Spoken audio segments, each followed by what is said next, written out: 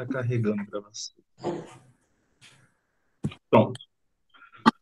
O professor César entrou. César, bem-vindo, César.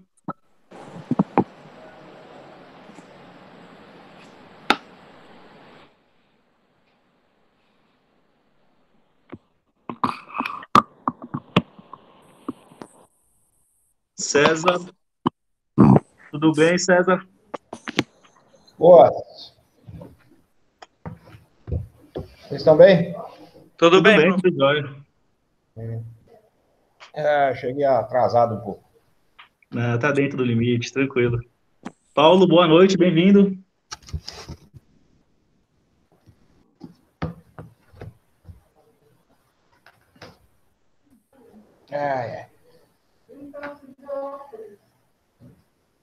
Estamos em 7 agora.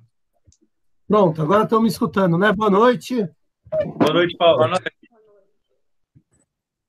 Boa noite.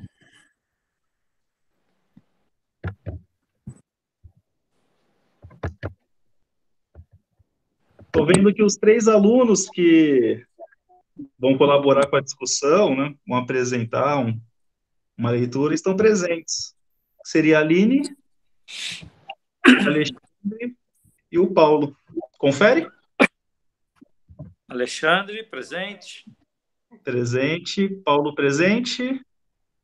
Presente. E a Aline presente também, né?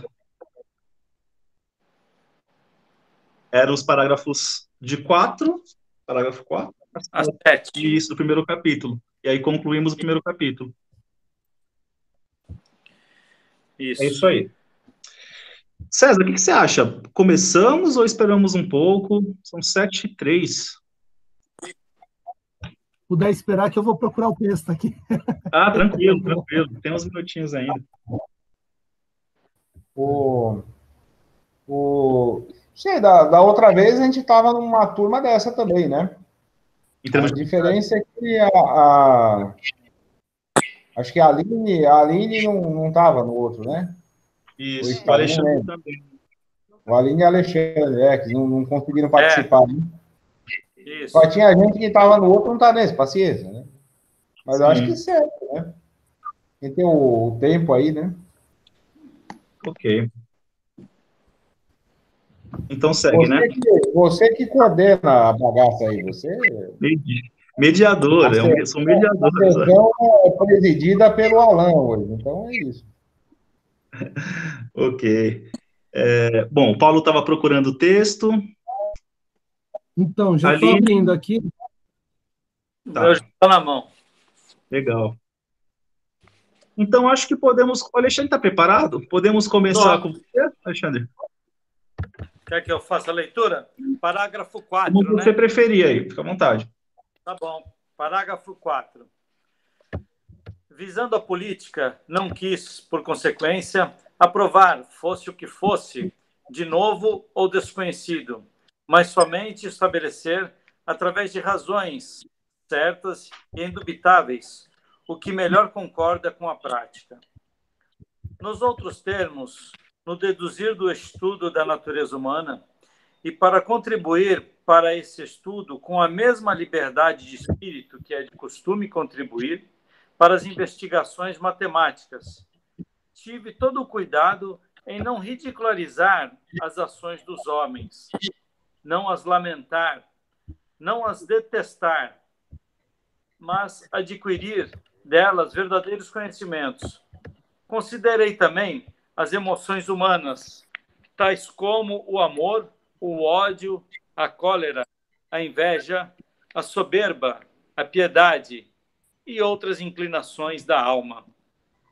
Não como vícios, mas como propriedades da natureza humana. Maneiras de ser que lhes pertencem, como o calor e o frio, a tempestade, a trovoada, e todos os meteoros pertencentes à natureza atmosférica.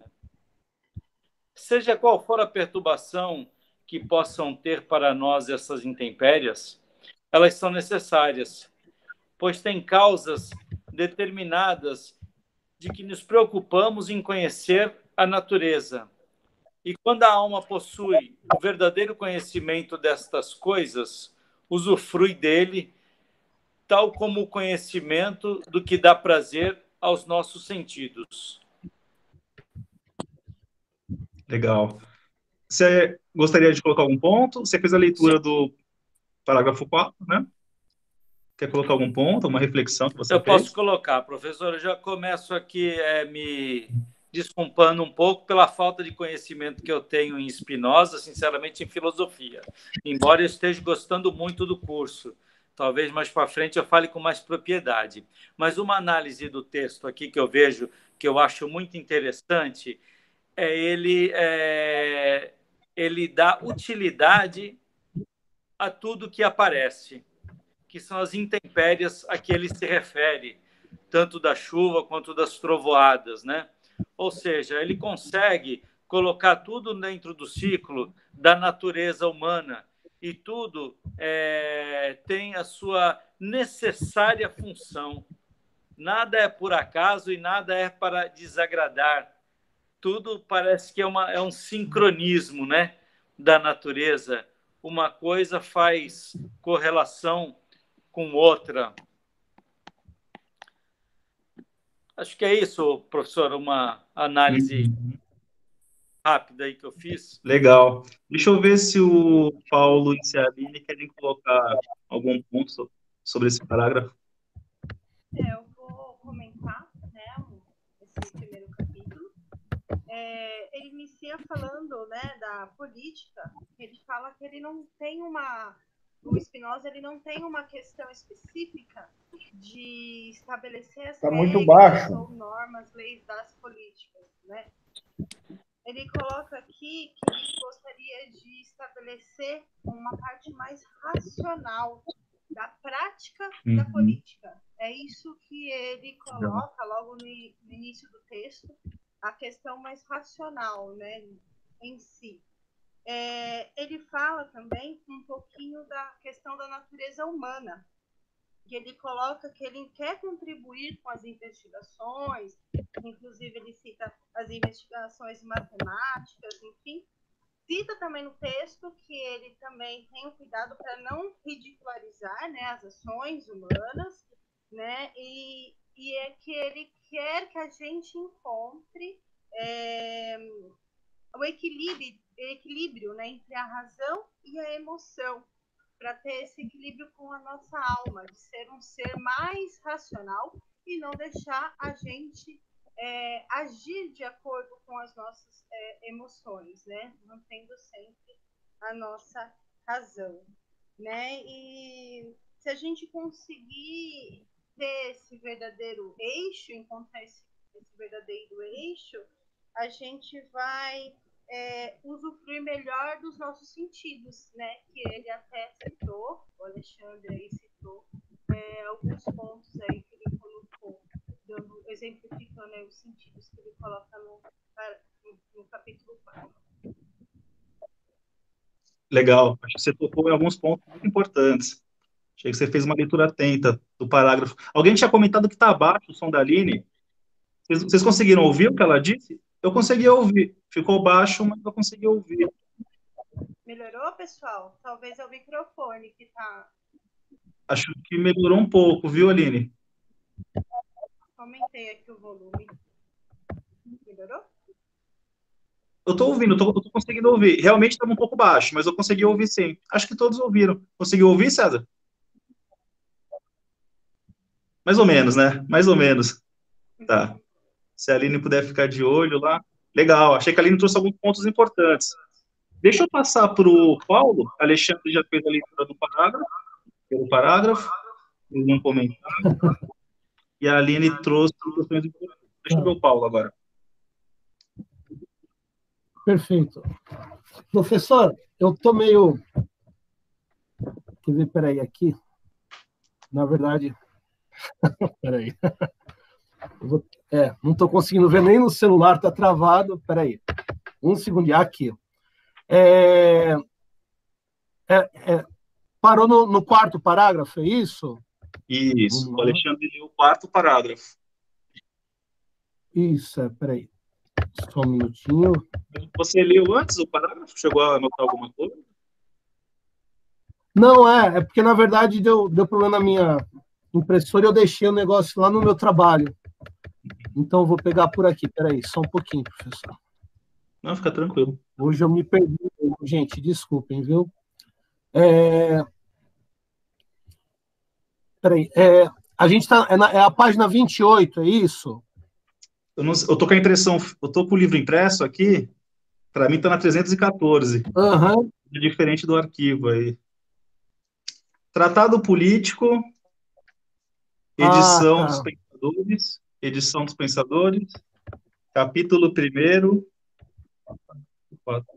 Porque ficou muito ruim pelo computador aqui, professor. No arquivo. Capítulo 1º, isso. Capítulo 1º. Opa, qual é a página, Alexandre? 306. Para mim também no aparece arquivo, né? 306. Tá. 306. É que dá diferença do livro. Então, honestamente falando, eu li errado, eu procurei errado. A página 306. Não, fica tranquilo então, Paulo. No impresso, né? No impresso. É isso? No arquivo que está disponível na sala.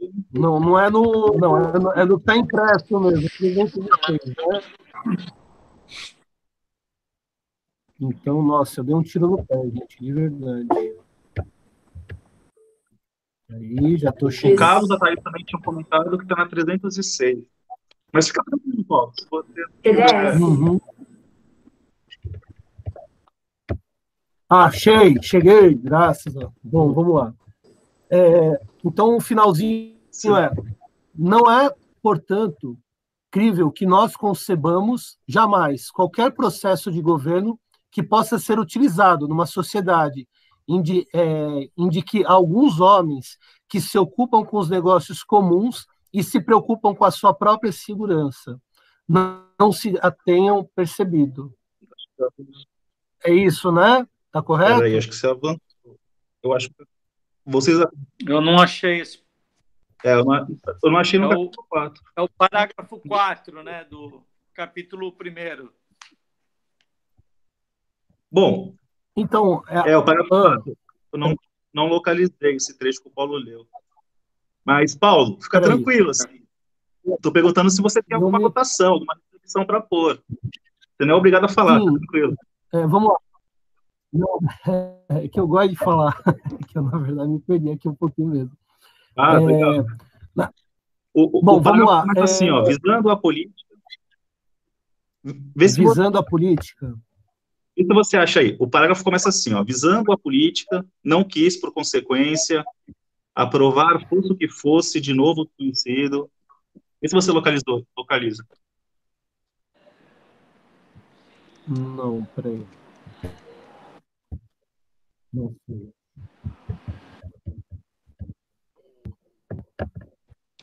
Visando a política.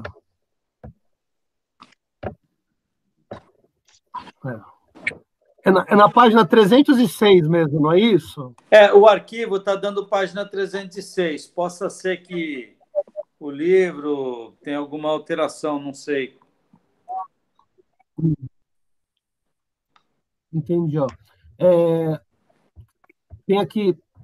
É que eu, na verdade, eu tinha anotado essa parte aqui, capítulo do ente real, fictício e da razão. Tem a ver ou não? Não. Ente real e fictício. Eu acho que não, né? Razão sempre aparece. Eu acho que eu... Ente real e fictício. Razão aparece no texto, mas ente fictício e... Não. Mas tudo bem. Eu vou fazer a roda girar, então. Tá bom, Paulo? Mas se você quiser pôr alguma colocação, fica à vontade. Eu me acho aqui. É livre. A discussão do grupo é livre. A ideia é um pensamento junto. A gente vai lendo então, cada capítulo, aí você vai absorvendo o conteúdo e você vai pontuando aí com as suas observações. Eu e o Alexandre vai te ajudando, certo, Alexandre? Certo, beleza. Perfeito. Tá bom. Eu ou o Alexandre vai se revezando aí na leitura e você vai fazendo as suas considerações. Você comenta. Perfeito. A gente, você comenta. Perfeito. terminar. É isso aí. Professor, a gente vai para o próximo capítulo, o 5, ou a gente vai comentar mais aí sobre o capítulo 4 e depois no final a gente faz... Parágrafo, né? Não é capítulo 4, parágrafo. Parágrafo. Essa é uma boa pergunta. Eu queria comentar alguns pontos, mas a gente faz isso agora ou deixa para o final? Passa por tudo. Eu acho O que você acha? Na minha opinião, é melhor já ir comentando por... ok. Eu também. Ok. A gente pode esgotar o 4, né? O conteúdo, Beleza. Aí passa para o 5. Legal. Também acho legal, sim.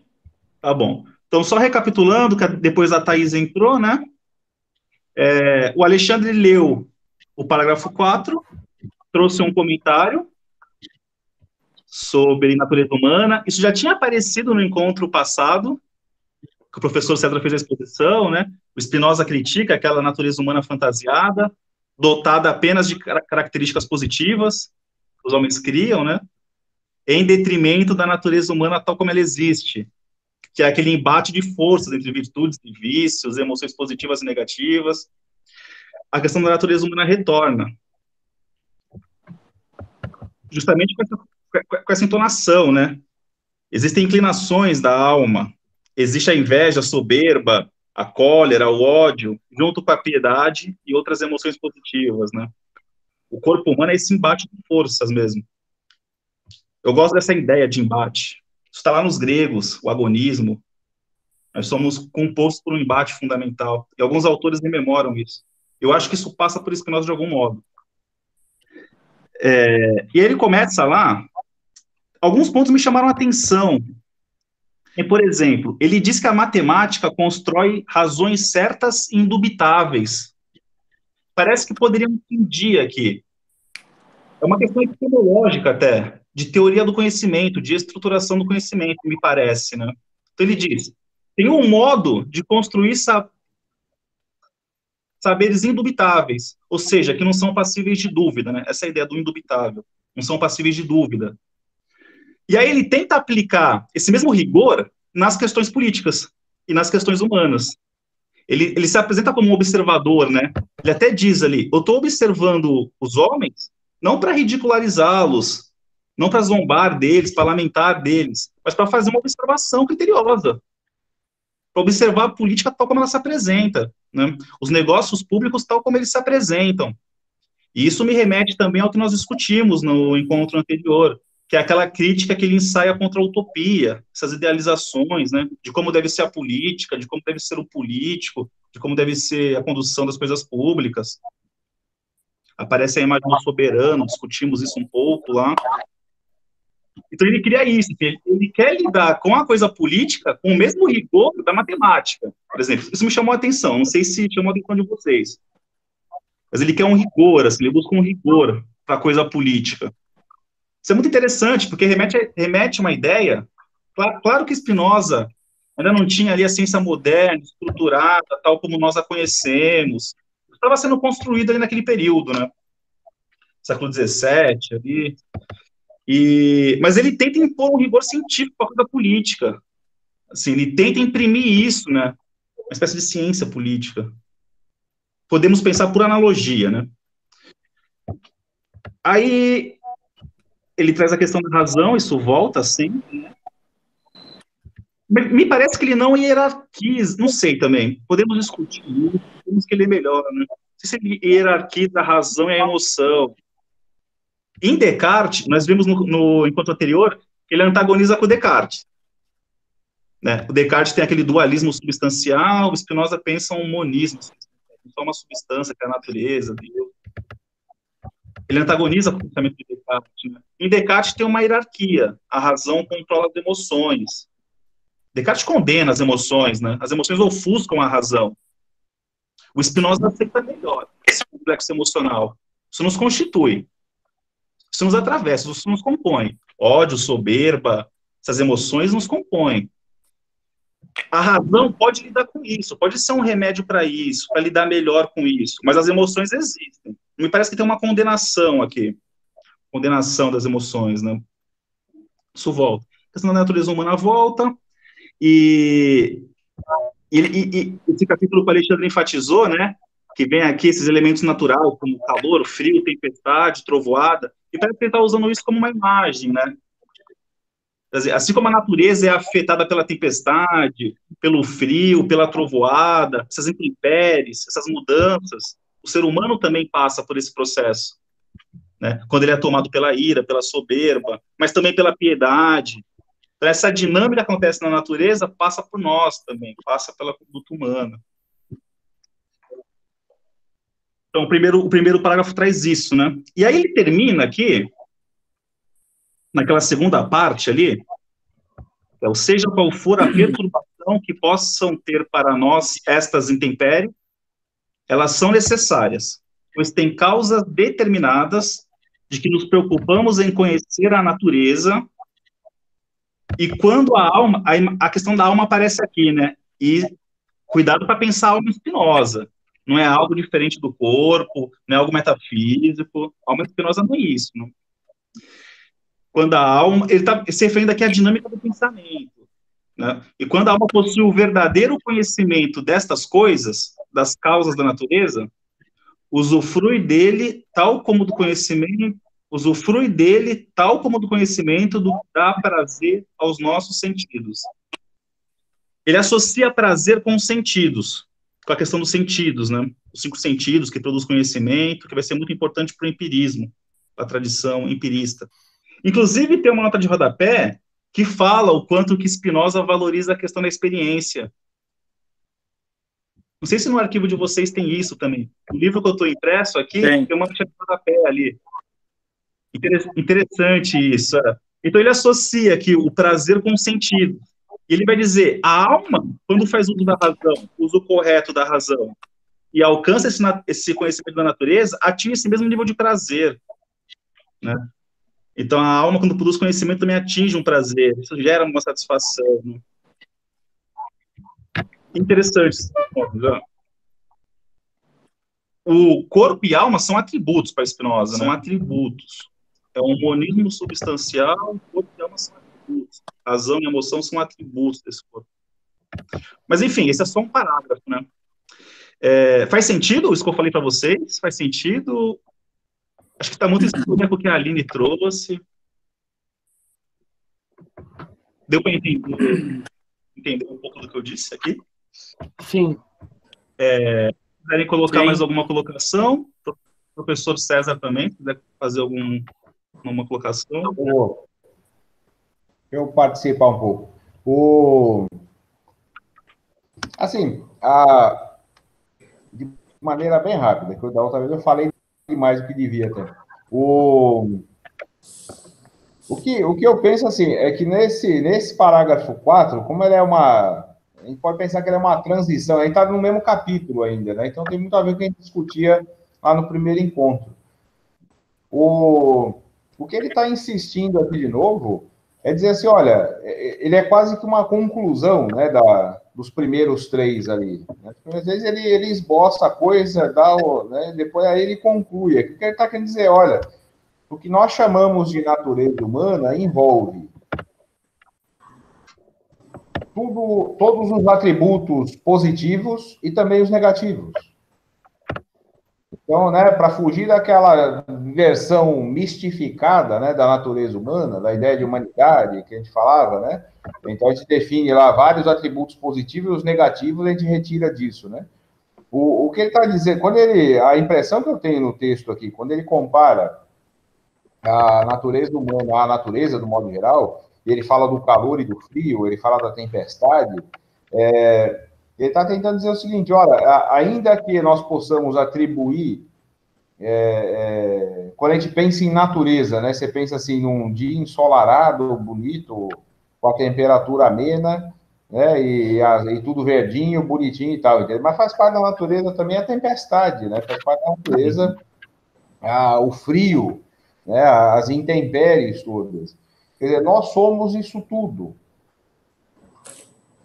A natureza, o que ele vai chamar de natureza humana aqui, talvez a gente pode pensar nesse sentido, assim, o que o Spinoza faz assim, ele materializa, né? Ele retira do idealismo, né, e bota dentro do materialismo essa coisa que a gente pode chamar de natureza humana. Nós somos isso tudo, nós somos ciúme, inveja, amor, ódio, paixão, raiva, solidariedade e razão e tudo isso ao mesmo tempo, né? E isso funciona no mesmo lugar. Então, o Alan, ele fala, e tá aí isso daria dá um bom debate, né? Que ele fala assim, olha, há um embate, né? Você fala, né? Eu gosto desse embate, né? Você tem no Spinoza não parece que tem embate. Eu não percebo que tem embate.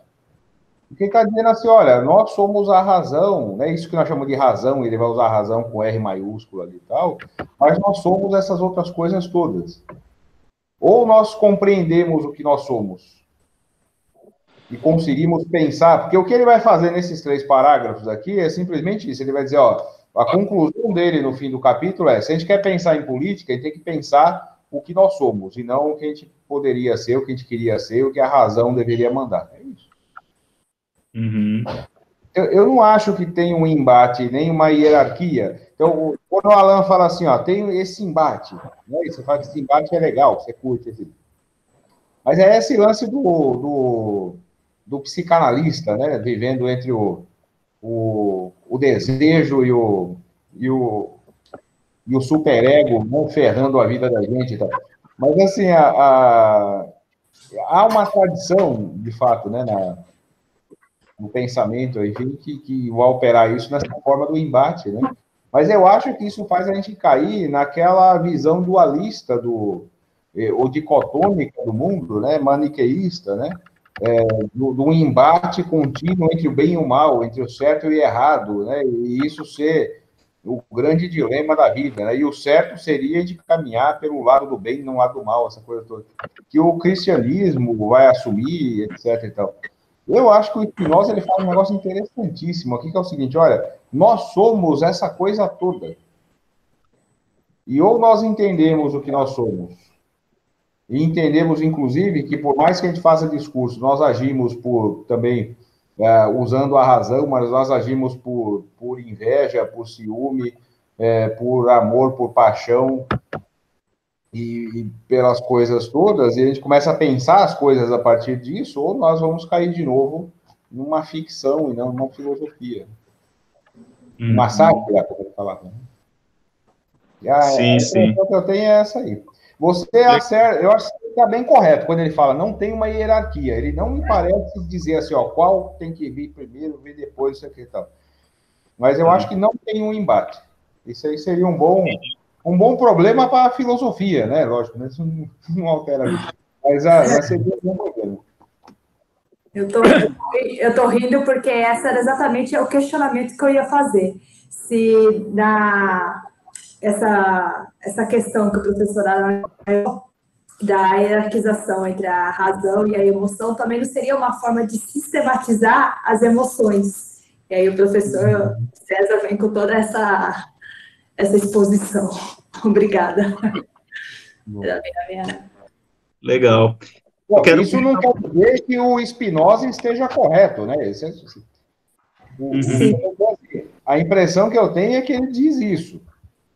E eu concordo com ele. Eu, assim, particularmente concordo com ele, mas se ele está correto e tal, aí há argumento, né? Posso falar? Peraí, acho que a Lili estava falando que estava bem baixo. Está baixo? Está muito baixo. Depois eu passo para o Alexandre. Deixa eu só ouvir. Está muito baixo. Melhorou? Está baixo. Está ouvindo? Está muito baixo. Pedi para todo mundo fechar o microfone, inclusive eu, para ela poder falar. Depois a gente vai abrindo. Depois a gente vai abrindo.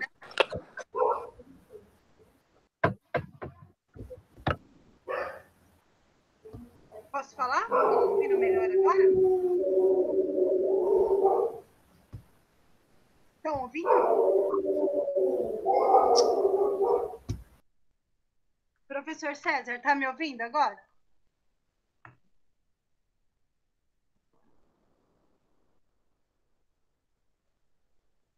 Ok, então. Vamos lá. Só voltando um pouquinho no parágrafo que estava falando das emoções, né? Que ele coloca as emoções da alma não como vício, mas como propriedade da natureza. Nesse parágrafo, eu fiquei na dúvida, o que a gente pode interpretar quando ele fala, usa essa expressão vícios?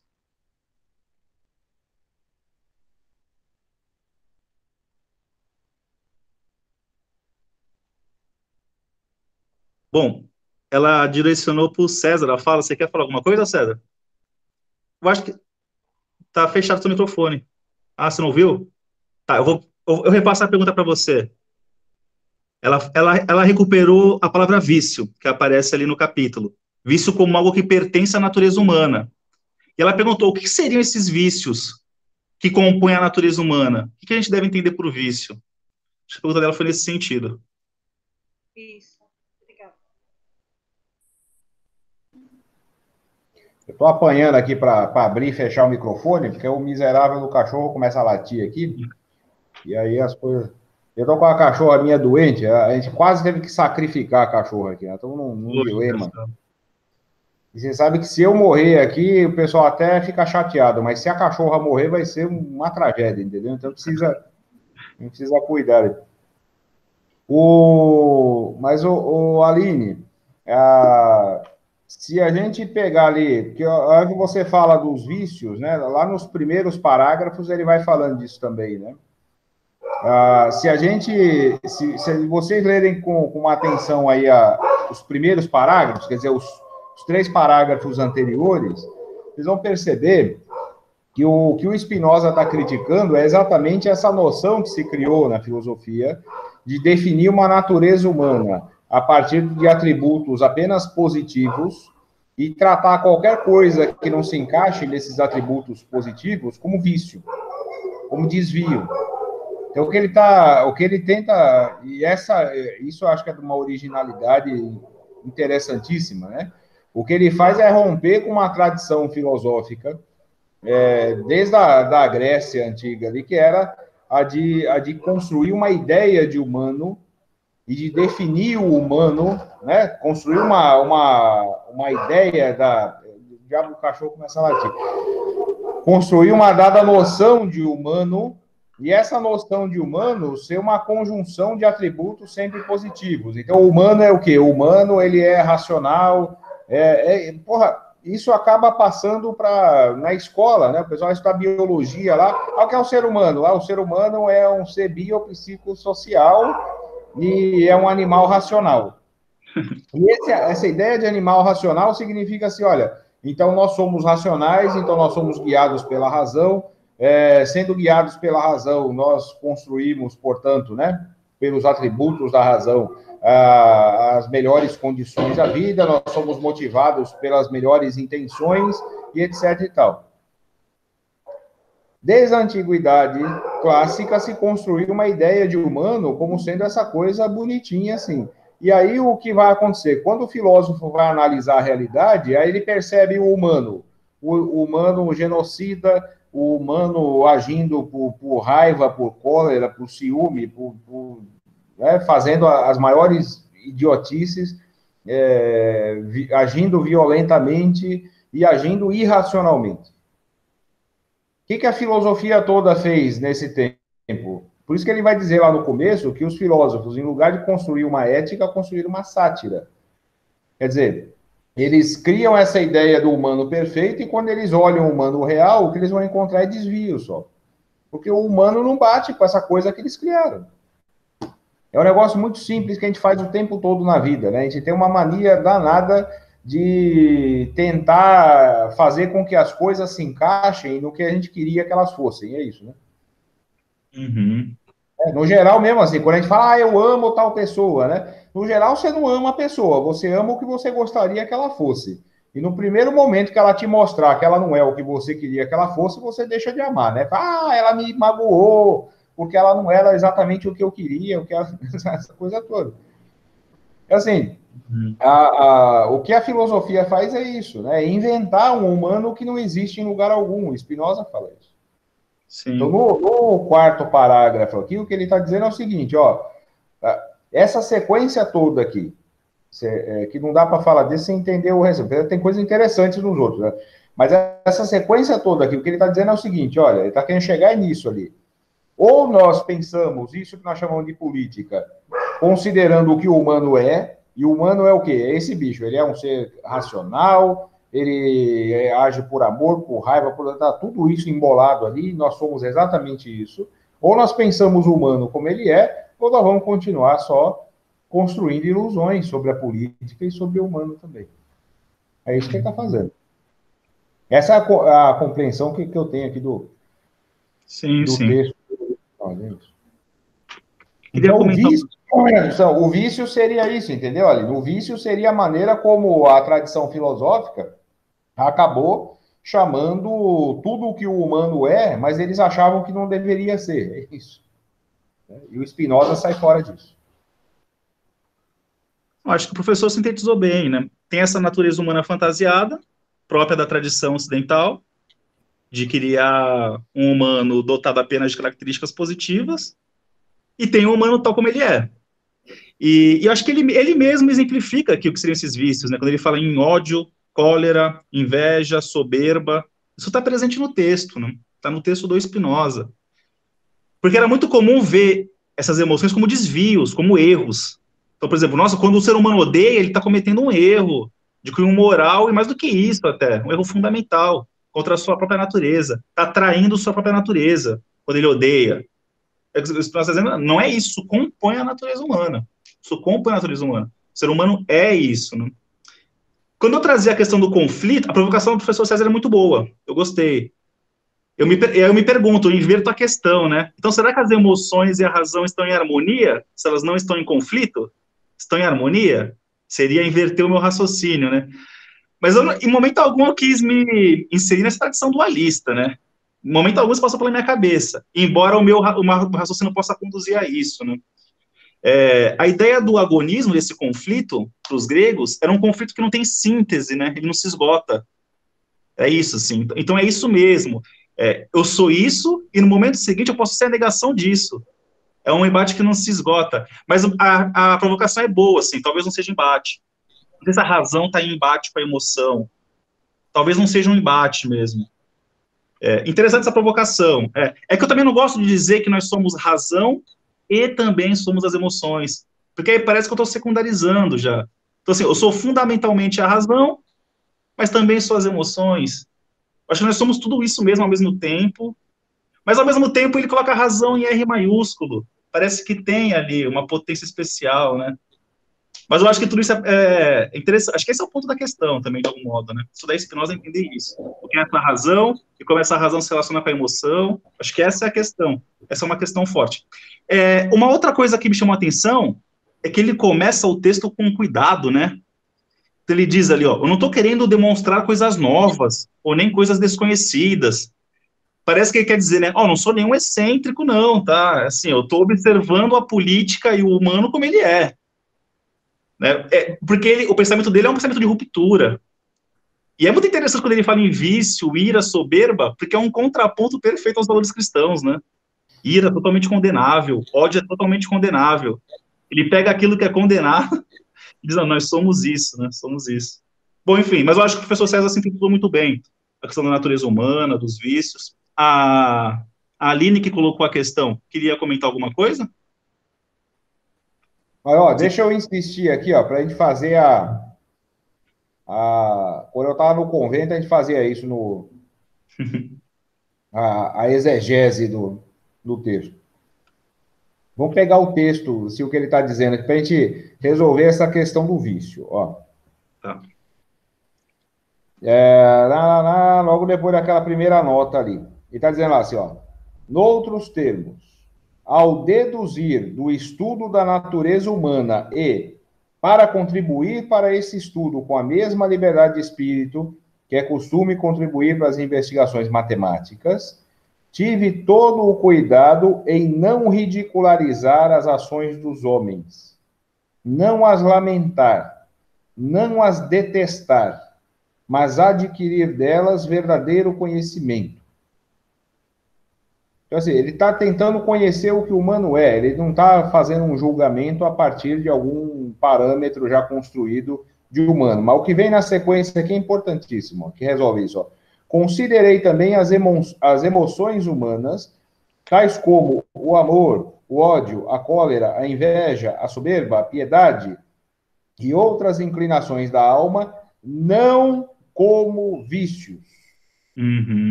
Não como vícios, mas como propriedades da natureza humana. Maneiras de ser que lhe pertencem, como o calor e o frio, a tempestade, etc. e tal, faz parte da natureza. Assim, ele está saindo, eu insisto de novo, ele critica e abandona essa ideia de vício. Ele não está falando de vício.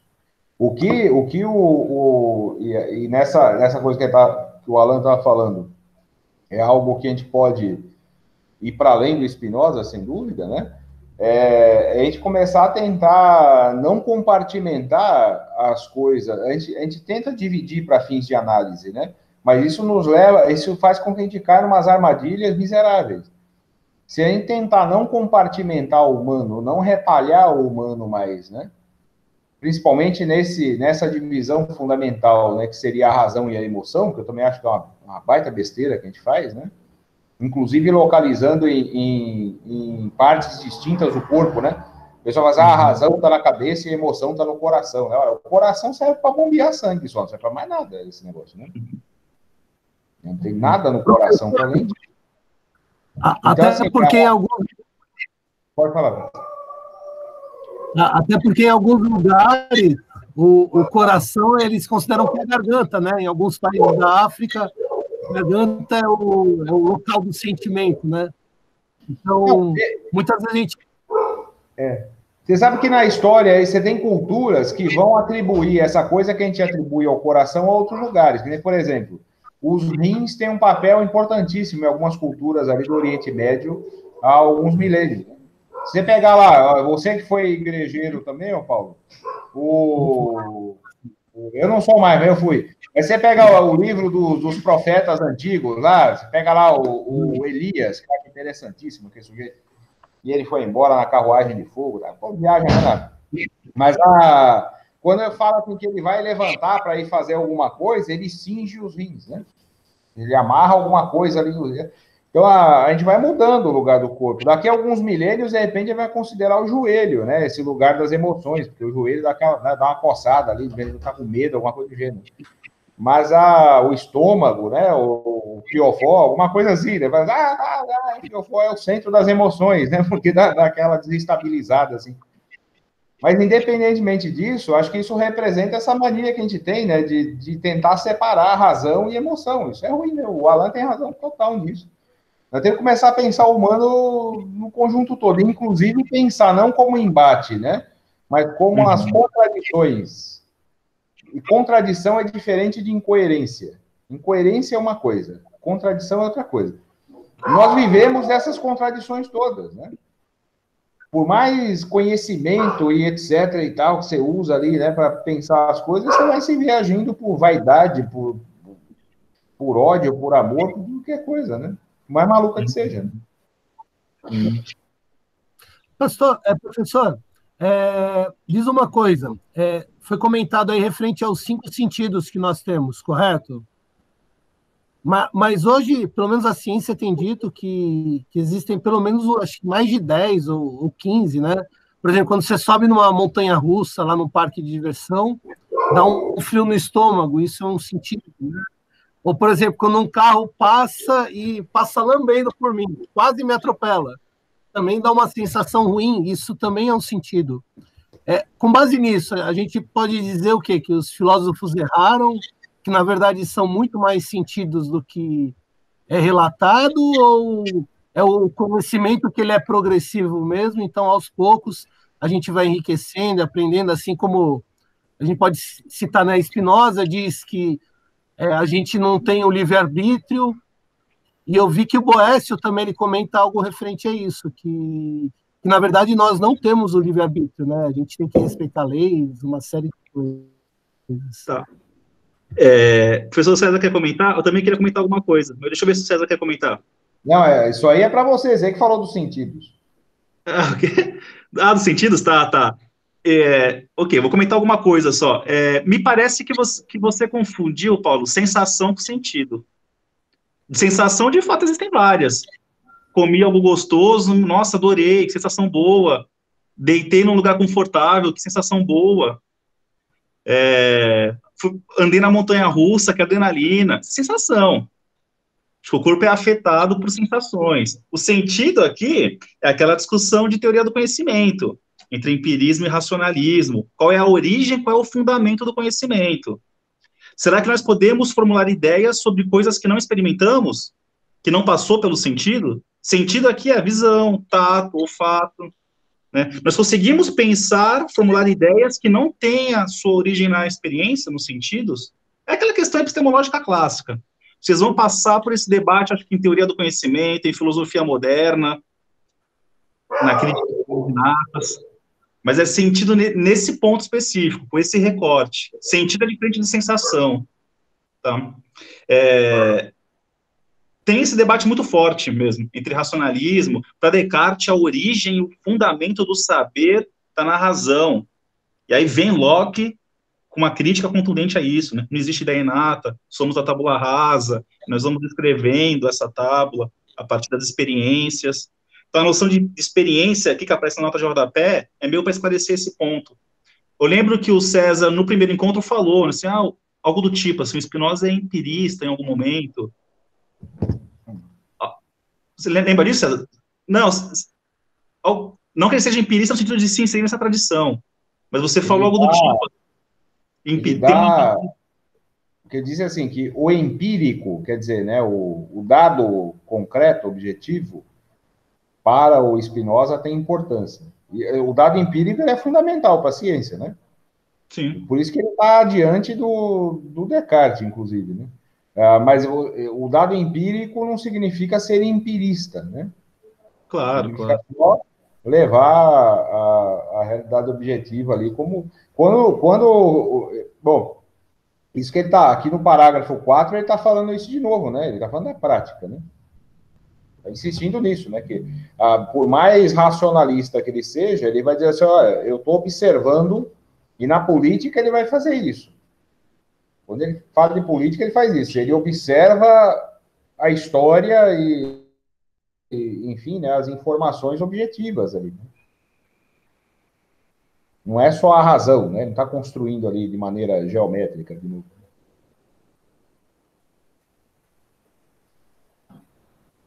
Desculpa aí, atrapalhou você. Não, tinha concluído. Empiria vem de experiência, né? A palavra grega foi traduzida como experiência depois, né? E a nota de rodapé diz justamente que a experiência é uma questão importante para Spinoza. Mas é preciso entender o que ele chama de experiência também, né? Nesse sentido. Bom, eu diria isso para o Paulo, assim, porque senão a gente vai fugir muito também da discussão principal. Mas, assim, cuidado para confundir sentido com sensação, por exemplo. O frio da barriga da montanha-russa tem nada a ver com sentido, em termos de teoria do conhecimento. Isso é uma outra coisa. Sexto sentido é a questão do filme lá, ok, tem um barato estético ali, mas não tem nada a ver com esse debate epistemológico. E a gente até pode, é claro que não tem problema nenhum, de repente pode chegar num dado momento, porque isso é uma questão de formalidade, né? Mas você pode até chegar num dado momento aí e o pessoal resolver assim, olha, tem mais sentidos então, né? Não é só mais a audição, o olfato, o paladar, a visão, então tem mais. Beleza, né? Você não alteraria em nada, né? Sim. Só precisa tomar cuidado porque tem gente que viaja na maionese, né? Tem gente, né, que faz umas loucuras aí. Que a ciência pode avançar, pode, né? Você pensar, sei lá, o átomo, da ideia de que tudo era, dos atomistas antigos, tudo era feito de partículas minúsculas, a gente conseguiu, em um dado momento, observar o átomo, um núcleo do átomo e um campo elétrico. A gente conseguiu depois descobrir que o núcleo do átomo não era uma coisa só, que você tinha ali partículas fundamentais e diferentes, que era o próton e o nêutron. Hoje nós já descobrimos que tem mais coisa ali, entendeu? No núcleo do átomo mesmo. Então a gente vai avançando, né? Então, de repente, a gente acha mais sentido, né? Vai saber. Sim. Não teria problema. Sim. Não seria um erro da ciência, né, no fracasso. Isso não revelaria um fracasso, assim. Uma descoberta não revela um fracasso, assim. Legal. Isso que eu me lembro, o Alexandre lá atrás queria colocar uma questão, mas aí a discussão foi caminhando, acho que perdeu o time da coisa. Você queria colocar agora, Alexandre, alguma questão? Liga o microfone. Desculpa. Na realidade, já foi aí um pouco esclarecido. Eu ia comentar um pouco da parte do vício e a parte do embate também. Eu não sei, mas eu vejo uma dificuldade de fazer um embate com o texto do Spinoza, porque ele já dá todos os componentes negativos e positivos, né? Do ser humano em relação com a natureza. Então, se você me falar sobre uma pessoa boa em relação a uma pessoa ruim, ele já colocou isso no texto também, né? Mas o resto vocês já acabaram falando isso daí. Era sobre isso que eu ia comentar, mas já ficou claro também. O César falou bem sobre o vício, Legal. ficou legal. Com Spinoza, não tem mais pessoa boa e pessoa ruim. A pessoa é boa e ruim ao mesmo tempo, assim. E faz parte da natureza, né? Assim como a chuva vai molhar a terra, não, umas alagam, morrem afogados, mas também tem terras que precisam da água, né? Então ele sempre ele puxa para o lado bom ou para o lado ruim. O texto dele dá essa dualidade. Você chegou a assistir o vídeo que está lá no fórum, na nossa sala? O vídeo do Spinoza? Do Spinoza eu assisti. Então, eu também tive dificuldade, igual você, logo que eu li a primeira vez, mas depois assistindo o filme que está disponibilizado na sala de aula, eu consegui ter uma compreensão maior da ideia dele, porque a gente conhece um pouco, né? Sim. O vídeo elucida bastante, né? As ideias que ele queria, né? Incorporar as dificuldades que ele teve. E isso que acabou me ajudando aí um pouquinho na interpretação. Legal. É que o vídeo também ele fala um pouco mais da vida do Spinoza em si, das perseguições dele e do texto que ele não publicou em vida, mas o amigo publicou em morte, né? Até da mudança do nome dele para Benedito, né? Sim. Legal. É um longa-metragem, né? Um filme de caráter biológico. Legal. Né? Mas só queria, então, o César fez um movimento interessante de voltar ao texto, né? Eu acho que esse é o melhor modo de esclarecer uma discussão. E tá bem claro, né? Ó, Spinoza não considera como vício. Tá aqui, né? Ó. Ele não considera como vício. Porque nós apontamos ira, inveja como vício. Eu também fiz isso na minha fala, né? Mas para Spinoza não são vícios. O texto está claro, né? Não são vícios. A gente precisa mudar o olhar nesse sentido, né? Não são vícios. Existe um entendimento comum que encara isso como vício. E esse é justamente o ponto de virada do Spinoza, né? Isso não são vícios. E parar de olhar para isso como vício. Então, boa essa diferença. Deixa eu dizer uma coisa aqui, que às vezes pode parecer isso. O que ele está dizendo não é que, então nós devemos aceitar todo mundo do jeito que é, fazer qualquer desgraça, não sei o quê, porque nós somos isso tudo e beleza e tal. O que ele está fazendo não é isso. O que ele está querendo dizer é o seguinte, ó, nós só vamos conseguir, inclusive, em algum momento, dizer o que é melhor ou o que é pior, nós só vamos conseguir fazer algum julgamento em termos de comportamento, um julgamento moral de alguma ação humana, se nós partirmos do que nós somos realmente. É isso que ele está fazendo só. Então, ou a gente entende o que nós somos e as coisas incríveis e as misérias todas, enfim, né, isso tudo no conjunto nós somos capazes de fazer, ou nós jamais vamos conseguir fazer nada sobre isso, a não ser discurso bobo, né? Que é o que mais a gente faz, no fim das contas, né? E se nós usarmos a razão, ou então falar, e se tivesse mais amor no mundo, né? O mundo não quer dizer merda alguma, né? Só um discurso bobo que não quer dizer nada, né? Se tivesse mais amor no mundo, que diabo quer dizer isso, né? Quer dizer, enquanto nós não enfrentamos essas questões, explicando, o que quer dizer ter mais amor no mundo, né? Isso quer dizer o que exatamente na prática ali? Como é que a gente ajusta isso, né? Sim. E será que a nossa espécie é capaz de fazer isso e como? Ou a gente lida com as coisas da maneira como elas são objetivamente, ou a gente só fica fazendo conversa fiada mesmo, né? Sim, sim. É isso que ele está dizendo. Professor, até porque cada ser humano tem uma forma de ver as coisas, né? Então, por exemplo, até num lar, né? A forma que o professor, por exemplo, demonstra amor é preservando a vida do cachorro, né? Você colocou até que o amor pelo animal é até maior do que pelo professor, não é isso?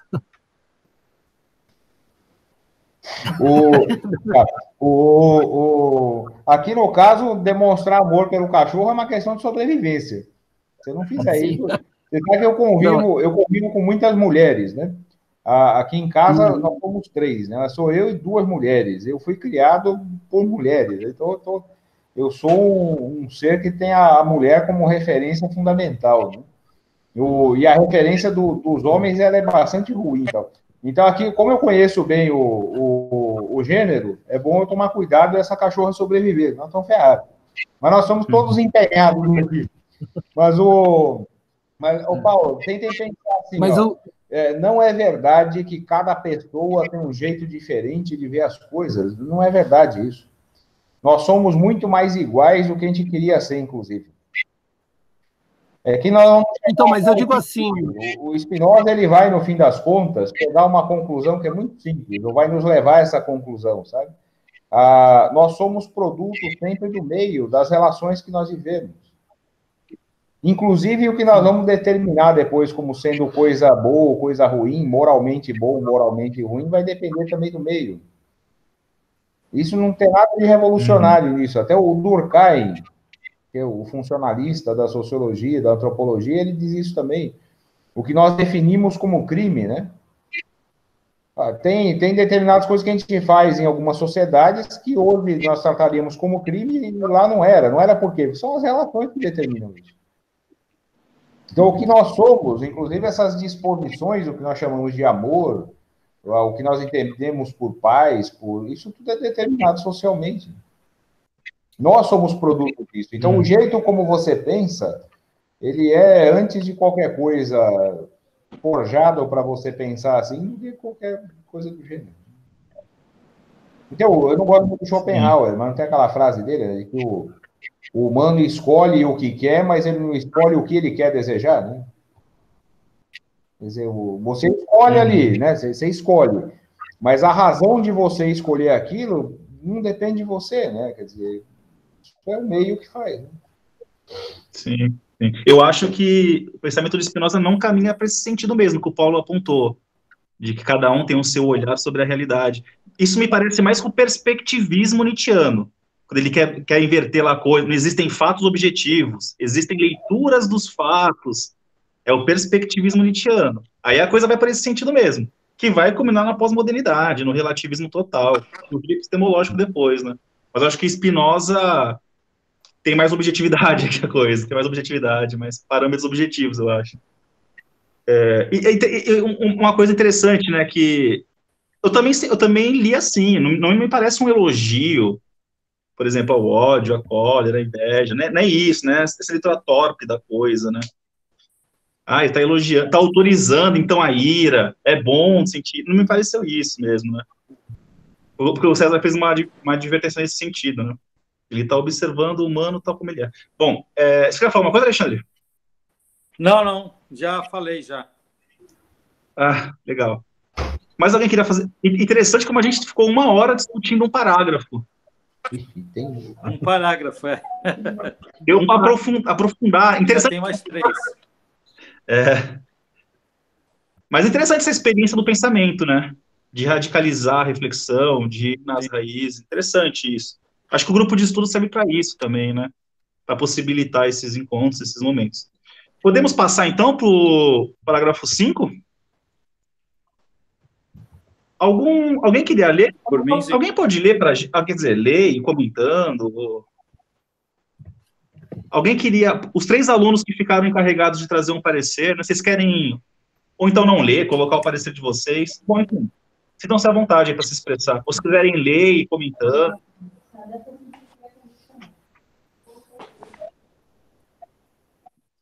Bom, Aline, Querem que eu leia? Eu posso ler. Estou com o texto na mão aqui. Tá fácil. É uma boa? É um parágrafo curto também. Parágrafo curto? Tá. Podemos ir lendo comentando, sim. Vai lá, Alexandre. Então vamos lá. É certo, e na nossa ética demonstramo-lo, que os homens estão necessariamente submetidos à emoção.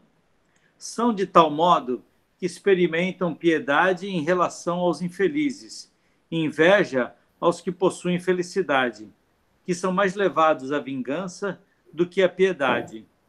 Além disso, cada qual deseja que os outros vivam consoante a sua própria compleição, aprovem o que ele próprio aprova e rejeitem o que ele próprio rejeita.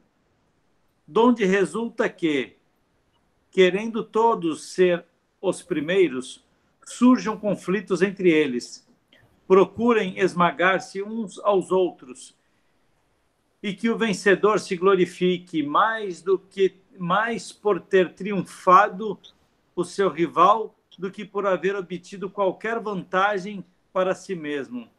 Indubitavelmente todos estão persuadidos que, pelo contrário, seguindo os ensinamentos da religião, cada um deve amar o próximo como a si mesmo, isto é, defender como seu próprio o direito de outrem, mas nós mostramos, já como a persuasão pouco poder tem sobre as emoções.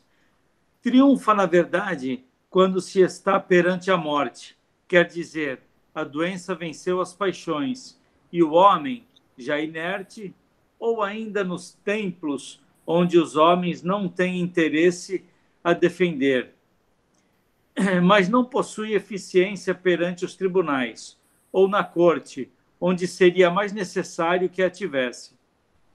Mostramos, por outro lado, que a razão pode bem conter e governar as emoções, mas vimos ao mesmo tempo que o caminho ensinado pela razão é muito difícil.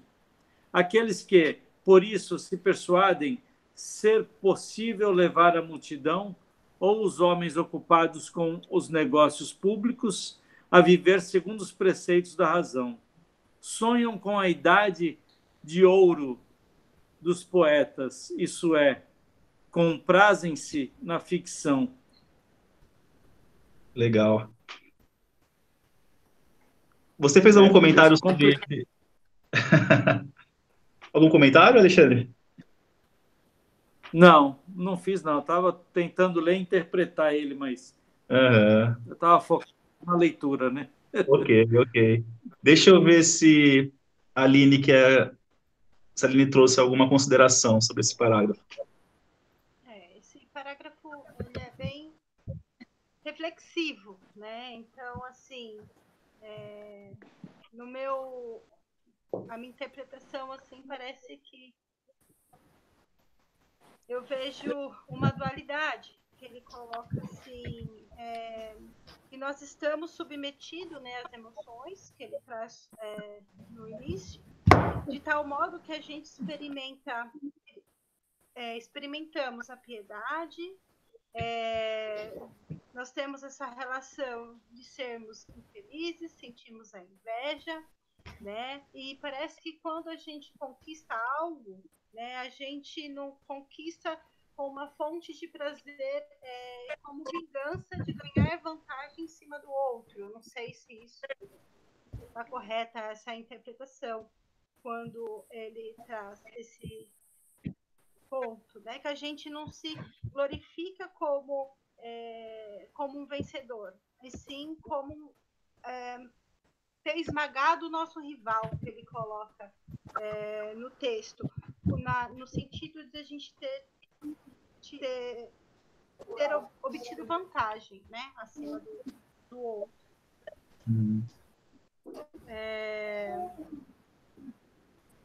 Então, ele traz também, fala um pouquinho da razão, que nós somos governados pelas nossas emoções, de novo, ele traz isso, né? A razão sobre as nossas emoções.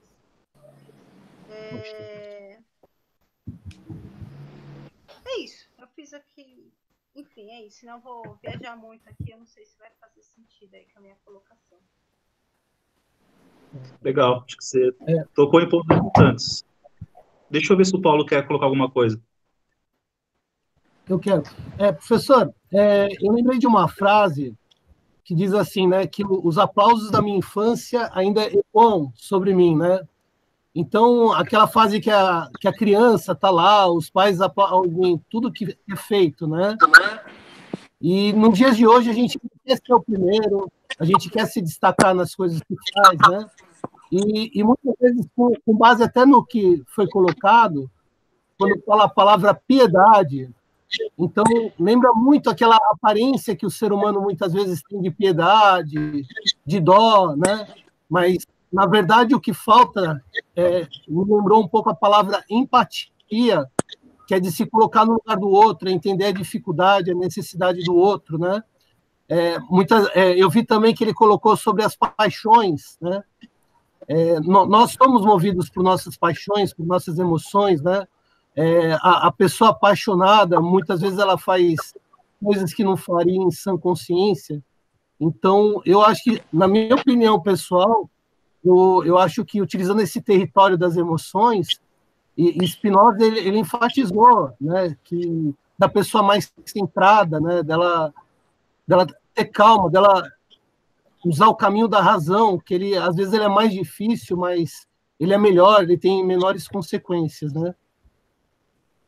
É isso. Você tocou nos pontos importantes, mas essa frase que você trouxe, acho que vale a pena refletir sobre isso, né? A pessoa apaixonada não age em sã consciência. Acho que você falou isso, né?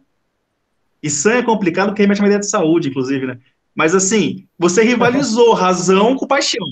Rivalizou. Eu acho que é justamente o ponto que o César enfatizou, né? Assim, acho que isso não está em conflito. Não tem essa condenação da paixão, né? Porque na sua fala parece que a paixão ofusca a razão, ofusca a consciência, né?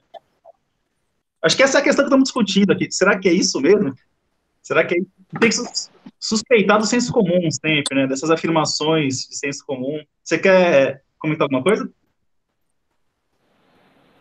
Então, eu li em algum lugar que diz que um filósofo, ele comenta algo assim, que quando a pessoa fica mais velha, ela deixa um pouco de lado as paixões e ela consegue investir um pouco mais no seu intelecto. Eu não lembro onde que eu li, eu sei que foi estudando em algum material da Unimes. E aí, com esse texto que foi colocado, eu lembrei disso, entendeu?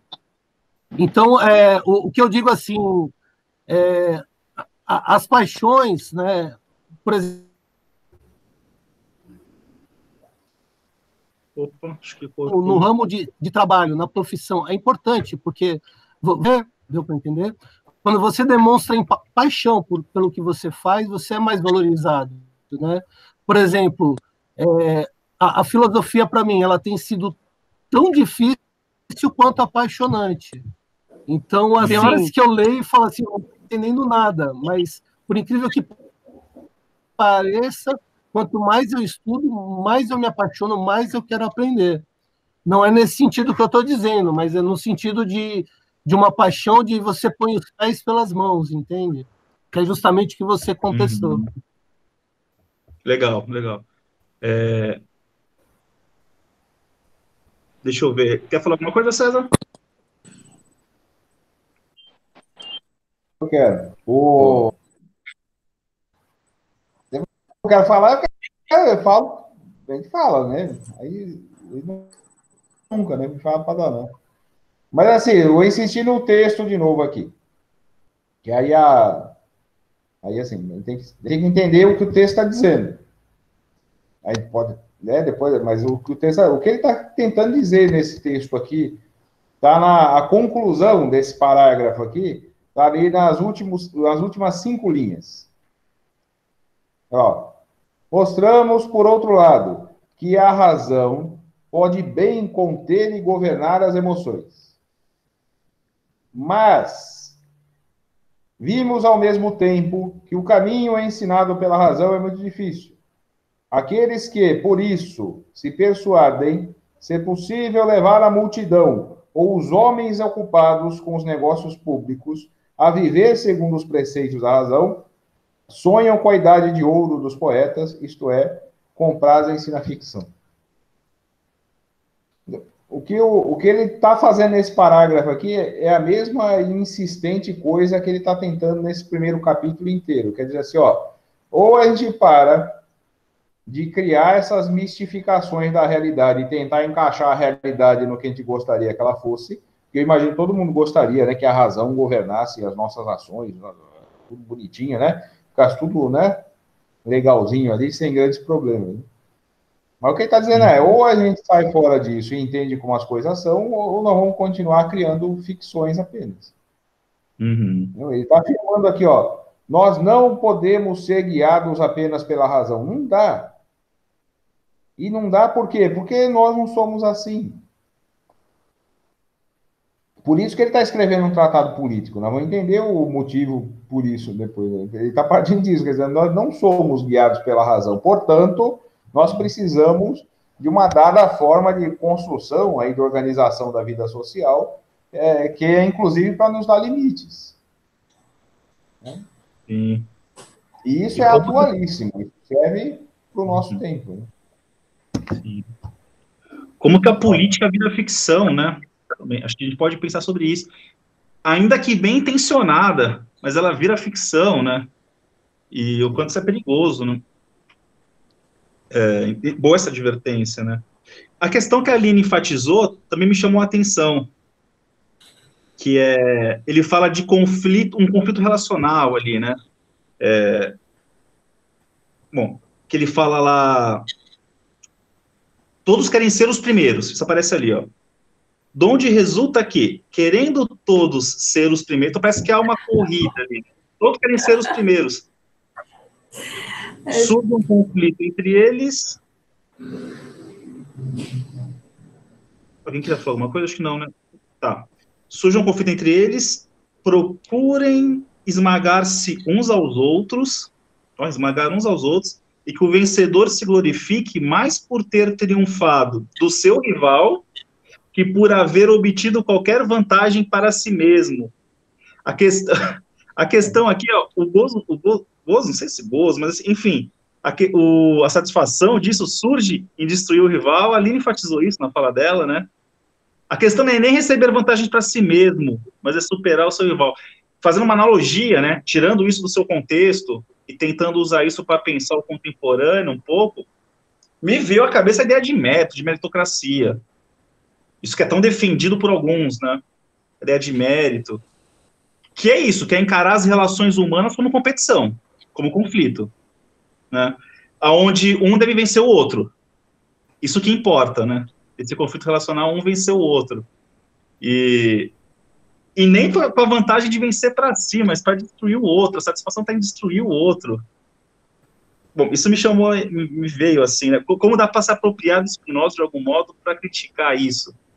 Essa economia relacional, né, do mérito, da meritocracia, o mérito como ideologia. Isso também me chamou a atenção, eu fiz uma observação sobre isso aqui. Querem comentar mais alguma coisa? Eu queria apontar ali uma questão que eu achei também bem interessante, quando ele fala desse sujeito que praticamente se agrupa com outros sujeitos que pensam da mesma forma, né? Isso é muito contemporâneo, né? Quer dizer, aquele que não pensa da mesma forma como eu, aí de repente cai nisso, né? O que você colocou, e tem que ser destruído, né? Tem que ser esmagado, né? Ele coloca... É bem interessante observar isso, né? Aí volta um pouco no que o César estava comentando um pouquinho atrás, de que nós somos muito mais parecidos do que distantes uns dos outros, né? Que a sociedade, porque ela acaba criando nichos, né? Então eu começo a se aproximar daqueles que pensam da mesma forma como eu, daqueles que gostam das coisas como eu também gosto, frequentam os mesmos lugares, e aí a gente começa a ter uma multiplicidade gigante que acaba gerando, na verdade, passando uma ideia de conforto, de grupo, mas no final acaba gerando conflito. Conflito e confronto. Essa que é a grande verdade. A gente vê que eu também respeito aqueles que não pensam da mesma forma como eu. Então, é interessante observar isso, como a sociedade acaba entrando num turbilhão de um conflito constante, né? À medida desses afastamentos e dessas junções todas, né? É muito interessante. Seria uma espécie de uma criação de grupos, né? De uma criação de grupos, para a defesa de direitos, cada um vai manifestando ali os seus direitos na defesa, né, de direitos, para ampliação, né? Eu vi isso também. Seria a criação de conflitos mesmo, defesa, a briga por poder, né? Eu vi isso também nessa fala, de onde resulta, querendo todos os primeiros, surgiu conflitos entre eles. E eu vi bem isso, um embate para a busca de poderes. Eu visualizei dessa forma, do direito natural, né? Uma ampliação do direito natural. Eu vi dessa forma. Perfeito. Direito natural voltou, hein? Eu lembro que a gente discutiu bastante isso no outro encontro, né? Apareceu no texto. Bom, mas legal, pertinente as colocações de vocês. Que a Thaís coloca, que o Carlos colocou também. Conflito como relação, né? E como isso é alimentado em algumas ocasiões. Quer falar alguma coisa, César? Eu quero. Pensa assim, se a gente levar essa... Por isso que eu acho o Spinoza interessantíssimo por isso. Eu acho muito legal. Porque, assim, se a gente levar a sério o que ele está sugerindo aqui, inclusive como caminho, portanto, como método, quando a gente vai analisar a realidade, nós teríamos que abandonar a maior parte das frases prontas, né, ou das formas, né, mais ou menos já pré-elaboradas que nós temos na cabeça de como nós lidamos com a realidade. Eu dei o exemplo desse negócio que ele fala, o amor, não sei o que e tal. A gente é cheio dessas frases prontas, assim, né, de pastilha valda ali, que a gente solta no vento, e isso parece que resolve as coisas, né? Cara, mas tem coisas que nem o Alan falou assim, às vezes, por mais bem intencionada que seja, e ela, às vezes, é muito bem intencionada, mas, assim, mas nós usamos uns termos assim, que nós mesmos sabemos que a gente não vai utilizar isso, que nem a tal da empatia. Eu acho mais barato que é a moda, né? A filosofia tem moda e tem umas palavras da moda também, que a gente solta no mundão. Aí apareceu a empatia. Empatia, agora até minha mãe fala de empatia. Precisa ter mais empatia, né? Até quando, sei lá, né? O cachorro cagou na alçada, aí precisa ter mais empatia. Tudo agora é empatia, né? O povo usa assim, do jeito que vai. Mas essa ideia de que, não, a gente precisa saber se colocar no lugar do outro. Tá bom, alguém aqui está disposto a se colocar no lugar do Bolsonaro, por exemplo? Alguém aqui acha que é razoável que a gente tem que se colocar no lugar daquele fazendeiro no Pantanal que estava metendo fogo na beira da estrada lá e fazendo aquela desgraça que eles fizeram? O que nós temos que colocar no lugar ali, no máximo, é, sei lá, uma bala dentro da cabeça dele, alguma coisa do gênero. Porque é desse jeito que a nossa espécie resolve as coisas. Não fazendo discurso. Então, no geral, essa conversa que a gente faz da empatia, de não sei o que e tal, a gente faz essa conversa da empatia para aquele que nós sabemos que é muito próximo de nós. Ou para aquele que nós esperamos que vai agir de acordo com o que nós queremos que ele haja, né? Mas para isso não serve para muita coisa. Ó, nós nos autossabotamos, por mais bem intencionados que nós sejamos. A gente vai se autossabotando, sabe? Então eu crio essa coisa bonitinha do mundo, assim, sabe, meio franciscana, assim, o irmão Sol, a irmã Luz, o irmão não sei o quê, todo mundo é irmão, e nós somos todos irmãos, e nós amamos todos nós. Amamos o diabo que amamos, né? Não é verdade isso. Não é verdade não porque a gente não quer amar e porque amar é feio. Não é verdade porque nós não somos capazes de amar todo mundo e as coisas todas, porque não é possível fazer isso. Não dá para fazer. Aí, de novo, ou a gente parte do que nós somos, e nós somos essa coisa estranha, esquisitona mesmo assim, como qualquer outra espécie animal, só que a gente tem inteligência um pouco maior, a gente consegue fazer coisas mais incríveis, né? boas e ruins, ou a gente parte do que nós somos, ou nós vamos continuar nos enganando o tempo todo. A Thaís escreve lá, preciso manter a primariedade. Se entendeu? Você está chamando de primariedade de lembrar a nossa condição de animal da ordem dos primatas, e o primário seria lembrar sempre disso, que nós somos animais, e entender exatamente o que nós somos como animais, né? É bom estudar o Darwin, a genética, a porra toda. Isso vale a pena mesmo, isso é muito bom. Sim. É isso, Thaís? Quer comentar o que você escreveu ali? Não, professor, eu estava falando criminalmente mesmo. Quando você se referiu a Bolsonaro, etc. Então, é a condição primária. Não tem como morrer o primário. Primária, isso. E andar com o diploma da faculdade do bolso, né? Pelo menos até o fim do processo, garantir uma série especial. Professor. Não, eu vou me manter do lado de cá, entendeu? Como defensora ainda, entendeu? Prefiro. Boas intenções são perigosíssimas, né? O inferno está cheio, dizia Santa Teresa d'Ávila, lá no século XIX. Eu não sei se a frase é dela, alguém sabe? O único lugar que eu li num texto antigo, a Santa Teresa d'Ávila é do século XVI, né? Ela nasceu em 1515 e morreu em 1582, acho que foi. Acho que é uma coisa dessa. Ela nasceu em 1515. Eu li num livro, num texto de um livro dela, eu li essa frase, que de boa intenção o inferno está cheio. Agora, não sei se a frase é dela ou se ela está em outro lugar. Eu não sei. Se alguém souber, me diga aí. Que eu digo sempre que a frase é dela, porque eu não achei em outro lugar. Legal. Não saberia precisar a origem, não. Mas a crítica às boas intenções é pertinente. Legal. O que vocês acham? A gente passa para o parágrafo 6, caminha mais um pouco, são 8h23 já. Eu posso ir até às 9. Como é que você está aí, César? Eu, na verdade, meu tempo já estourou há um tempo, mas eu persisto aqui, eu sou cabeça dura. Vamos lá, então. Faltam 2 parágrafos ainda. Qualquer coisa a gente deixa o 7 para o próximo encontro. Vamos ver como vai ser. Vamos retomar, então, o Alexandre. O Alexandre está lendo para a gente, né, os parágrafos. Pode ler o próximo, Alexandre?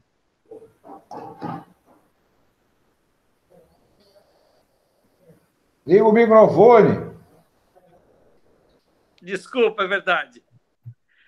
Um estado cuja salvação depende da lealdade de algumas pessoas e cujos negócios, para serem bem dirigidos, exigem que aqueles que os conduzem queiram agir legalmente, não terá qualquer estabilidade.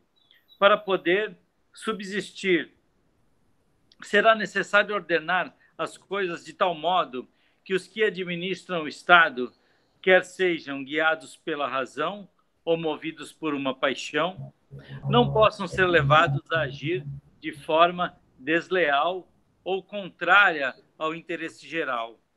E pouco importa a segurança do Estado, que motivo interior tem os homens para bem administrar os negócios. Se de fato os administrarem bem, com efeito a liberdade da alma, quer dizer, a coragem, é virtude privada. A virtude necessária ao Estado é a segurança. O Estado ele não é muito emocional, né? Ele é bem razão e faz parte da segurança.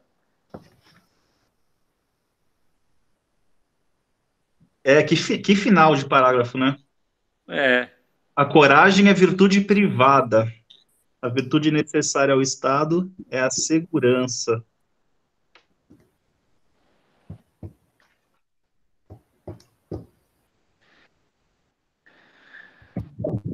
Posso dar um pitaco? Eu não entendi uma coisa. Professores, está dizendo que a liberdade da alma é igual à coragem, é isso? Que uma pessoa alma livre é porque ela tem coragem? Eu não entendi esse ponto.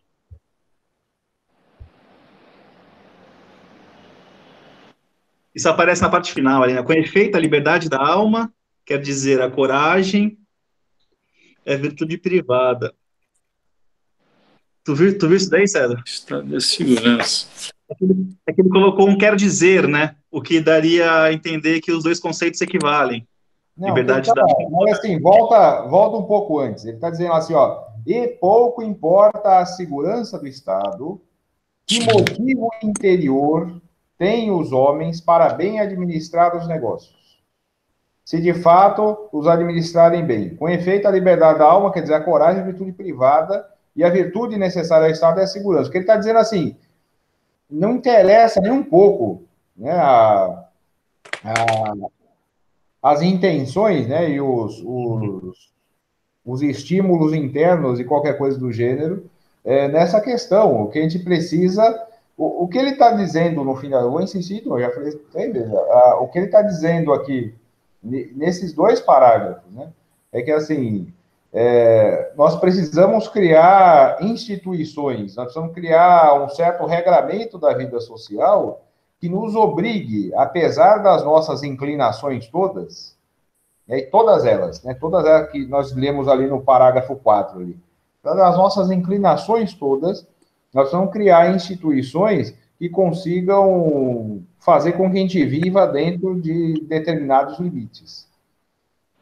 É aquela discussão que voltou o direito natural, quem está fazendo antes lá da natureza. Quer dizer assim, olha, se nós deixarmos que a natureza e a liberdade ou o direito natural seja o que vem em primeiro lugar, pelo direito natural, o peixe maior come o peixe menor.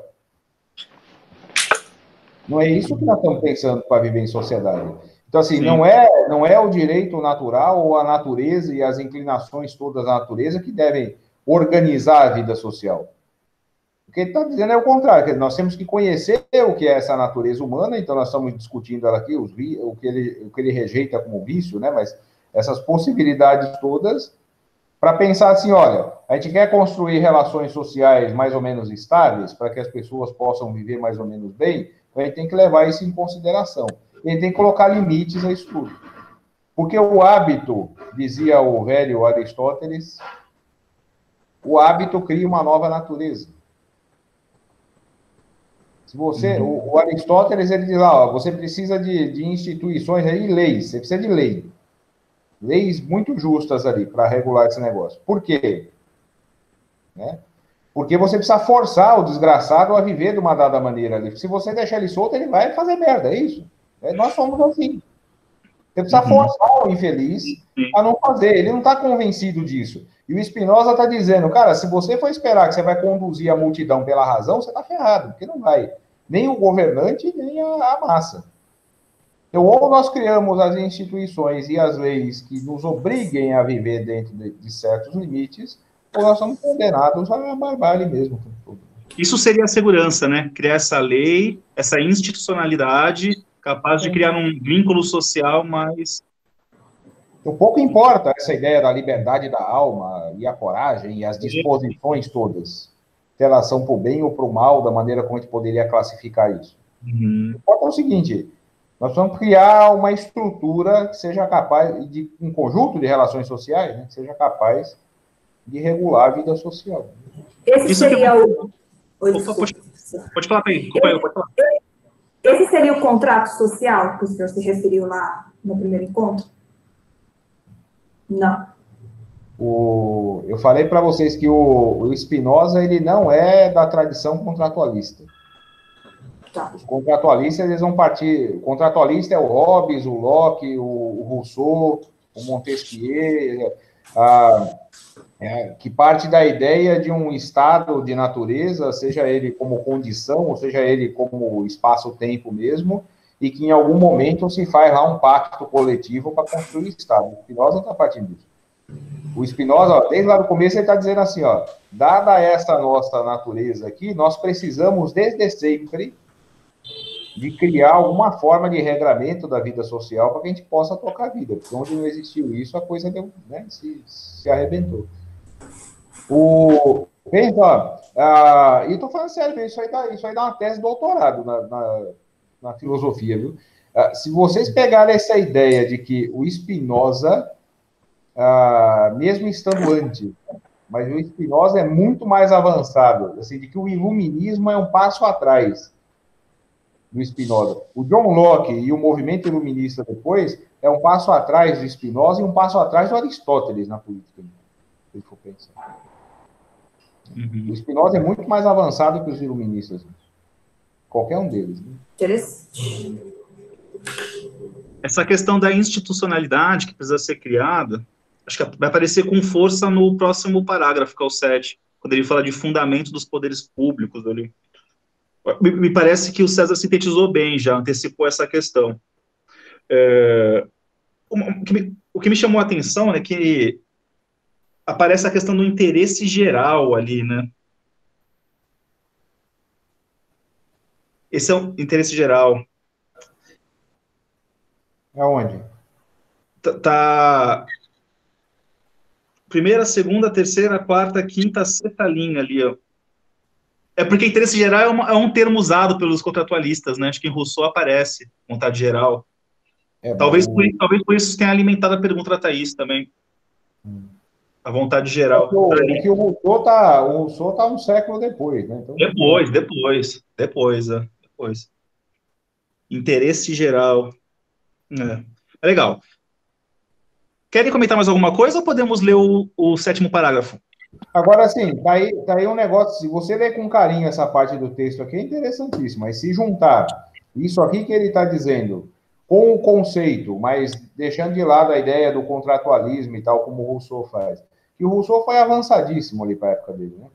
Mas se a gente juntar o conceito de vontade geral, né, e a defesa que o Rousseau fazia da democracia, com essa ideia do que o Spinoza expressa aqui, né, como a necessidade de construir as coisas para que o interesse geral não seja contrariado, a questão é, o que a gente pode chamar de interesse geral? Em sociedades extremamente desiguais, você não pode ter interesse geral.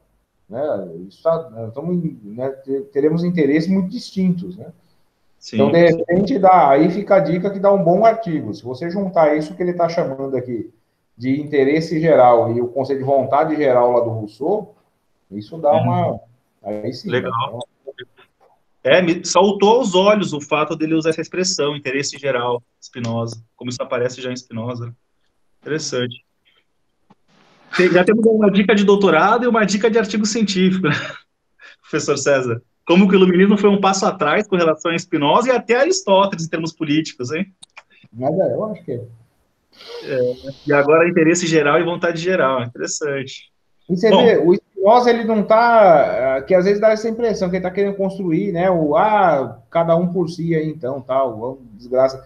Não, ele está preocupado assim, como é que a gente constrói uma vida boa para todo mundo? A gente constrói uma vida boa para todo mundo limitando, né? Dando limites para essa coisa que nós somos. Se deixar a gente solto, a gente acaba fazendo besteira, é isso? Legal. Alexandre, pode ler. O último parágrafo é bem curto, então acho que dá para a gente passar por ele e terminar. Tá bom, vamos lá. Pois que, enfim, todos os homens bárbaros ou cultivados estabelecem em toda parte costumes e se dão um estatuto civil. Não é dos ensinamentos da razão, mas da natureza dos homens, isto é, da sua condição que se deve deduzir as causas e os fundamentos naturais dos poderes públicos, tal como o quero fazer no capítulo seguinte.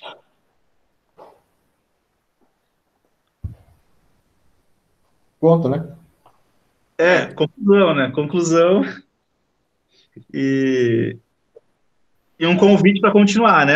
Continuar no capítulo seguinte. Eu acho que remete muito a essa ideia de institucionalidade que o César... Inclusive, ouvindo o César, eu entendi melhor o que é essa segurança aí. A virtude necessária ao Estado é a segurança. Entendi, criar uma institucionalidade capaz de criar uma vida boa, possibilitar uma vida boa. Isso esclarece, inclusive, o interesse geral que aparece ali. Agora, quando ele fala aqui em fundamentos dos poderes públicos, aparece a palavra natural para complicar novamente, né? Fundamentos naturais dos poderes públicos. Mas eu acho que os naturais daqui se referem aos poderes públicos, né? Acho que essa é a ideia. Naturais dos poderes públicos. A essência do poder público. Isso, né? isso. De uma outra forma, né? Isso aí, isso aí. Se refere aos poderes públicos, é. Mas é uma boa conclusão, né? O caráter do texto é conclusivo mesmo, né? Concluiu esse capítulo. Alguma observação? O pessoal que leu o texto previamente, né? Aline, quer colocar algum ponto sobre esse último parágrafo? Não, esse último parágrafo é bem sucinto mesmo, que ele já coloca aí um ponto final, falando, né, que, enfim, que segue, né, um estatuto, né, e não os ensinamentos da razão. Então, isso que os homens são conduzidos, né, através do estatuto e não livremente. Eles seguem essas regras do estatuto. É isso que ele coloca brevemente aí no último parágrafo. Ok. Alexandre, quer colocar um ponto? Paulo? Eu acho que esses 2 parágrafos aqui conclui bem, eu acho que, do meu pouco conhecimento de Spinoza aí, que ele traz o bem comum, né? E com a instituição aí da segurança do Estado, né? Que ele vai, de uma certa forma, botar uma ordem no que seria um bem comum a todos. Eu acho que já desde o vídeo dele que nós temos aí disponível também, quando ele comenta o entendimento de religião, que tem que ter outros olhares e dar a liberdade para outras opiniões e outros olhares, não só o dogmático, né? Então, eu achei bem interessante isso daí, que ele colocou, desta forma, da instituição. Institucionalização da instituição. É isso. Não sei se eu entendi bem, se eu me fiz entender, mas... Legal. Você falou de bem comum que não aparece no texto, né? Mas talvez essa institucionalidade, isso, em última instância, visasse isso, né? Construção do bem comum. A institucionalidade como a segurança, eu acho que seria talvez esse bem comum, porque ele não diz uma segurança para ele, né? Sim, sim.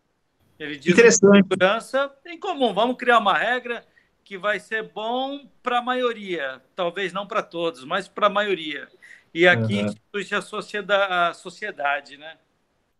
E a gente entende por segurança defesa da propriedade, algo do tipo, né? Isso aí. Então, por exemplo, existe até a polícia, inclusive, existe para defender nossa propriedade. Exato. Mas parece que aqui aparece com um outro sentido. A palavra segurança aqui conota uma outra coisa, né? Você associou com o bem comum, interessante.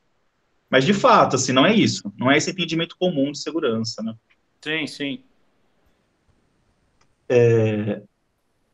Acho que é isso. Concluir. César, quer fazer algum fechamento? Falar alguma coisa? Falar alguma última coisa? Tá bom. Falou o quê? Já tá bom. Me veio um negócio para eu falar aqui sobre você estava falando do direito, inclusive, aí do crime contra a propriedade, mas eu já vou à próxima, senão se estende demais. Tá. É uma questão boa para se criticar. Legal. Bom, eu achei interessantíssima essa experiência, assim. Putz, a gente ficou 1h40, né? Aprofundando 4 parágrafos. Um grupo de estudo existe para isso, né? Para possibilitar essa experiência de pensamento. O Paulo é aluno do 1º semestre, se eu não me engano, né? Você, a Thaís, está no 6º semestre, lembra que ela comentou isso no encontro passado. O Paulo está no 1º semestre, é isso, Paulo? Está entrando agora no curso, né? Não tá. Os demais são mais velhos também, né? O caso experiente também. Oi, Paulo? Segundo. É isso mesmo, eu estou no 1º semestre, estou engatinhando ainda. O Carlos está em qual? Estou no segundo. Segundo. Legal. Filosofia é isso, né? Só para fazer um comentário. Vocês estão mais avançados que eu nunca fiz nenhum semestre do curso de filosofia. Tá vendo? A graduação dele hoje, Avançaram mais. ciências sociais. Alguém ia falar alguma coisa? Era o Carlos ou era o Paulo que tá falando? Fui eu. Eu queria fazer um comentário referente o que eu quis dizer sobre amor. Não sei se eu fui bem interpretado ou de repente eu coloquei bem, todos entenderam e eu que não entendi. Quando eu disse que cada um tem uma forma de, né, enxergar o amor, é porque, de acordo com a experiência de cada ser humano, pelo menos aos meus olhos, eu acho que cada um sente de uma forma. Por exemplo, vou dar um exemplo prático aqui da minha casa. Para minha esposa, eu demonstro que eu tenho amor por ela quando eu escuto ela, quando eu paro para escutar aquilo que incomoda, né? De repente, para mim, o que demonstra amor é se ela é uma pessoa zelosa com as minhas coisas. O que eu estou querendo dizer é assim, que cada ser humano enxerga de uma forma, porque tem a ver com a experiência que ele viveu. Então, eu entendo que a gente tem que respeitar, né, as diferenças e sempre de forma sugestiva a gente coloca o nosso ponto de vista e nisso cada um chega naquilo que é comum, né? Chega a entender de uma forma. Conseguiram entender o que eu disse? Ou seja, cada um tem uma visão. Por exemplo, você pega lá um objeto, todo mundo pode dizer que aquele mesmo objeto é bonito, mas para cada um ele destaca de uma forma. Alguém está errado? Não, é aquilo que agrada a pessoa. Então, por exemplo, quando eu falo que eu demonstro amor para uma pessoa, a concepção que eu tenho de amor é diferente da outra pessoa, né? E esse tipo de experiência que, quando se junta, todos crescem. Partindo desse mesmo princípio, a gente está aqui num fórum, né? Numa situação de colocar alguns pontos de Spinoza.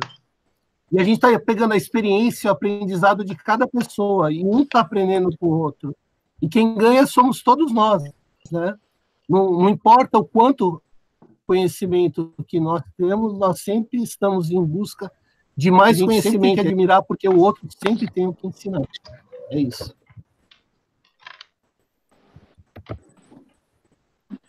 O César respondeu alguma coisa? Ele começou a responder? Oh.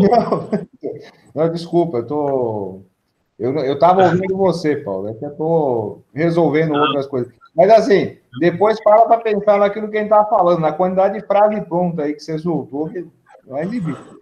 E o que eu dei risada primeiro foi que se eu disser para minha companheira que eu demonstro amor por ela, quando eu tenho a paciência de escutá-la, ela me enfia a mão na fuça, entendeu?